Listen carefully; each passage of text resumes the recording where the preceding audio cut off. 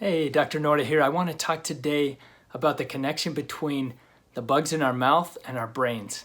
Now, this is something that a lot of people haven't heard about, and there is so much research pouring in on.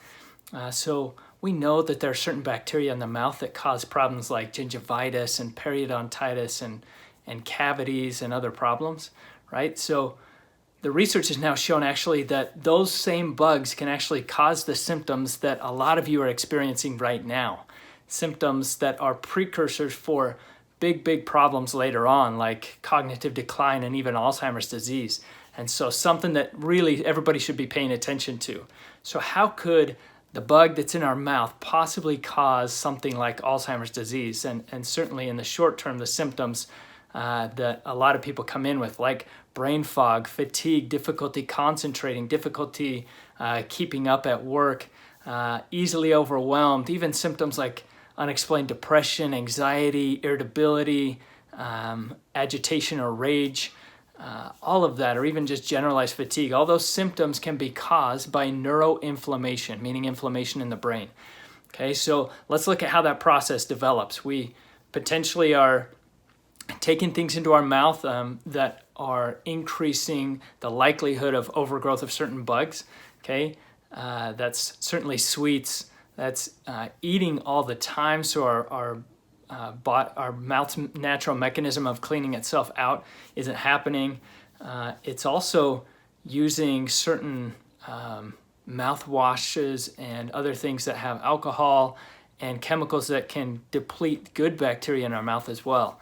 So when we get that overgrowth of bacteria, or if we get something like a cavity that leads to a root canal that we have to get, then that root canal gets infected, or the infection never got fully cleared out from the cavity that was there, then that eventually can gain access into our higher up into our mouth and into our brain through what can develop into an abscess, or sometimes directly into the small capillaries in our gums that then can go into our brain and causes damage to the blood-brain barrier, and that can cause major issues. So as soon as that bacteria comes in, our brain's immune response starts to happen. It kicks in as we would expect it to. So these are the cells like the microglia cells in the brain that previously we thought were just glue sort of holding all the nerve cells together, but we now know they're the major nerve players or major immune players in the brain.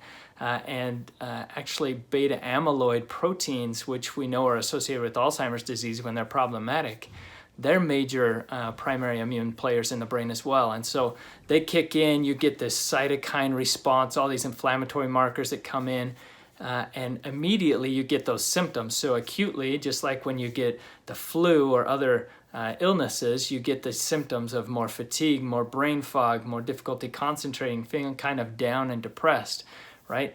Well, hopefully your immune system takes care of that infection, it clears it out, it decreases the inflammation, and things resolve.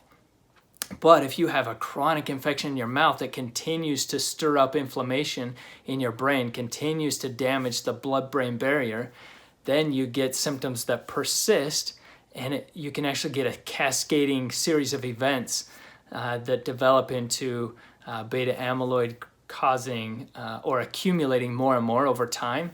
And you can get neuroinflammation that creates these plaques in the brain, these beta amyloid plaques that then can cause like the breakdown of proteins, tau proteins that tangle up.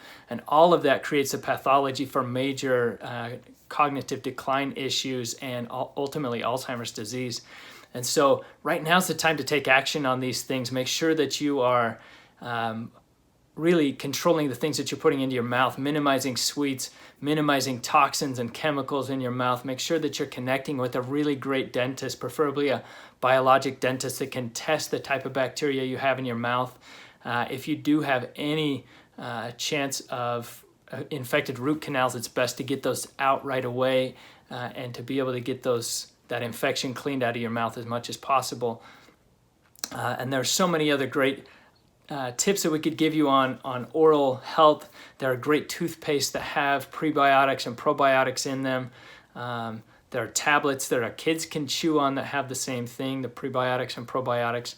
really boosting your oral microbiome, and the good bacteria in your mouth is the best thing you can do to make sure you decreases your risk of this. And if you do have symptoms of brain inflammation, those things like we talked about of brain fog, fatigue, difficulty concentrating and focusing, unexplained depression, anxiety, agitation, all those things, definitely now's the time to look to get that figured out and to get it taken care of.